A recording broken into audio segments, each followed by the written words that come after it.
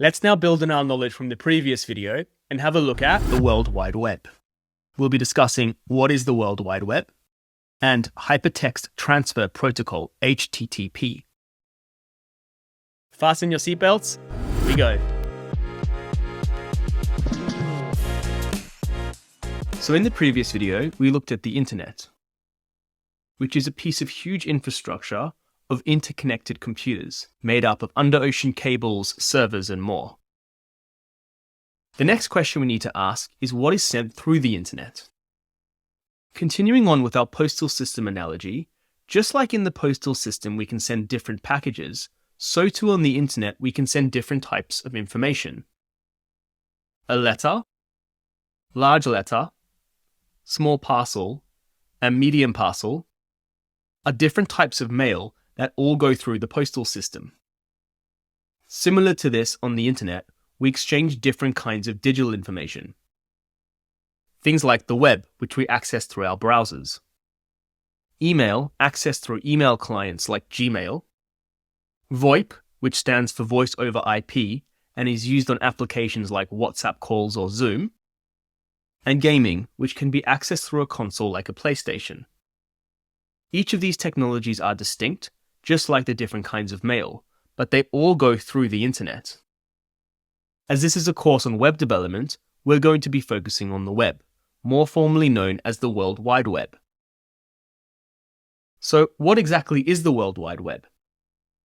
It is a network of interconnected documents and resources which are accessed via the internet using web browsers. For example, let's say I was on Sky News. This is in fact considered a document.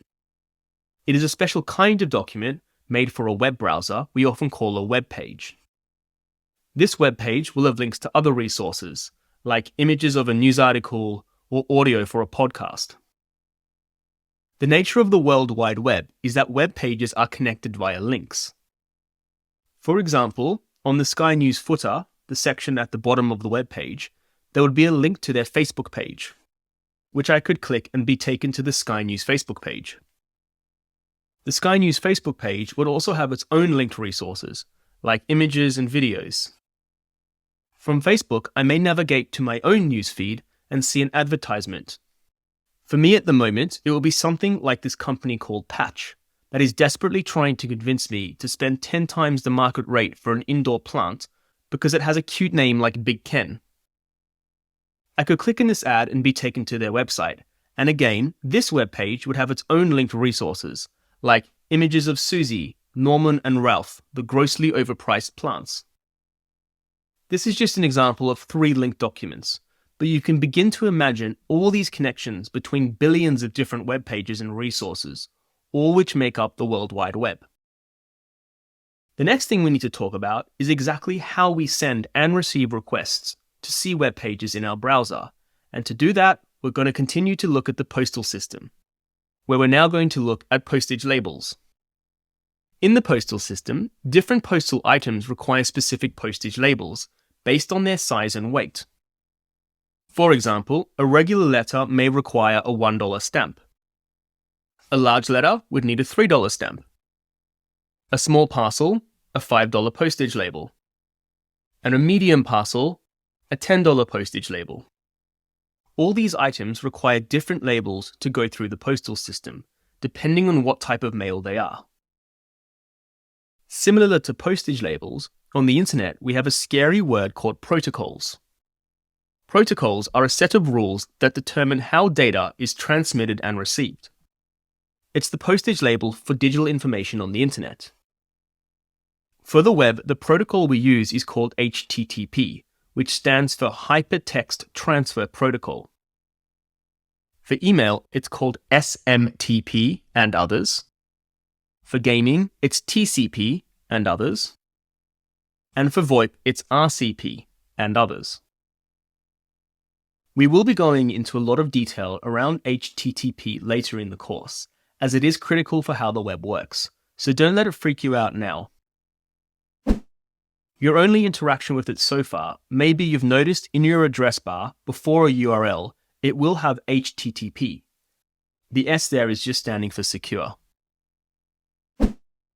Now, you really do not need to know anything about the other protocols. I certainly know nothing about them. The only reason I've shown you them here is to put in context the idea that different kinds of digital information have different kinds of protocols. Just how mail has different kinds of postage labels. In fact, you may have seen SMTP before. When an email bounces, you would see an error message like this, which references this SMTP error. We're going to jump back to the postal system analogy to talk about postage label information. In order to send a package, we need to provide specific information along with the specific postage label. Let's say I broke my iPhone and I'm sending it to a company to repair it. I'd need a $5 postage label as the package I'm sending is a small parcel. The postage label will contain an array of information like the recipient address, the contents of the parcel, a return address, tracking ID, and more. When the company sends me back my repaired phone, there would be another $5 postage label which contains the same type of information. Similar to postage label information, on the internet we also have HTTP information. In order to send digital information, we need to provide specific data along with a specific protocol. Let's say I want to see a Sky News article. I would be making an HTTP request from my browser to the Sky News server. The HTTP request is the protocol used for the web. Similar to before when we used a $5 postage label to send a parcel. The HTTP request, just like the postage label, also contains important information. Words you don't need to worry about now, but things like the URL, the request body, the host, cookie, and more. Now the Sky News server will send me back an HTTP response with what I asked for. But what exactly is inside the HTTP response? The HTTP response contains the requested data and status information. In the case of requesting a Sky News article, we will be sent a package of code, specifically HTML, CSS, and JavaScript. Don't worry about exactly what these are right now. We will be spending a lot of time on each of them in the course. The browser then converts this code into a human-readable web page. That is the main job of the browser, to take code and render a web page that we can interact with. Behind the scenes, we would also get back something called a status code, something like 200 OK, which means the response we got back was successful. It's kind of similar to when we get ingredients. We can then use a recipe and our kitchen to convert the raw ingredients into a meal, and through this process, we know the status is good to eat. Before we finish up, I want to show you all of this in action. We're going to take a look under the hood in your browser, and you're going to see a lot going on, so don't freak out. We'll be covering it all at great length later in the course. I'm going to click on this Sky News article. On the page, I'm going to click right-click Inspect. And I open something called Chrome DevTools, which we'll learn a lot more about later. I'm going to click here over the Network tab and just refresh the page. I'm going to scroll right to the top and click on this row here. I'm then going to click the tab Headers. So this is the actual HTTP request and response in action behind the scenes. You can see it contains a whole bunch of information. Things like the request URL, the request method, and other important information. If I head over to the Response tab, you can see the HTTP response, which is the data I'm getting back. Specifically, an HTML document which contains links to CSS and JavaScript. This is the code that our browser is converting into a web page we see here. In fact, you can see the code that the browser is converting on any web page by right-clicking and clicking View Page Source.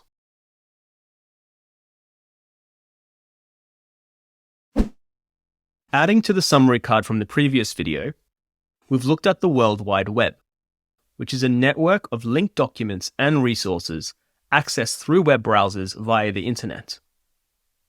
We discussed how we can see these documents or web pages in our browser by doing an HTTP request, which is like a postage label, that contains important data, and we get back an HTTP response, which commonly contains HTML, CSS, and JavaScript that our browser converts into a human-readable web page. Don't forget, you can download all the summary cards and presentation slides from the bootcamp in the link in the description below. Your feedback means a lot to me. Drop a comment below. And don't forget to subscribe to the channel to get updates by clicking here, and click here to move on to the next video in the playlist.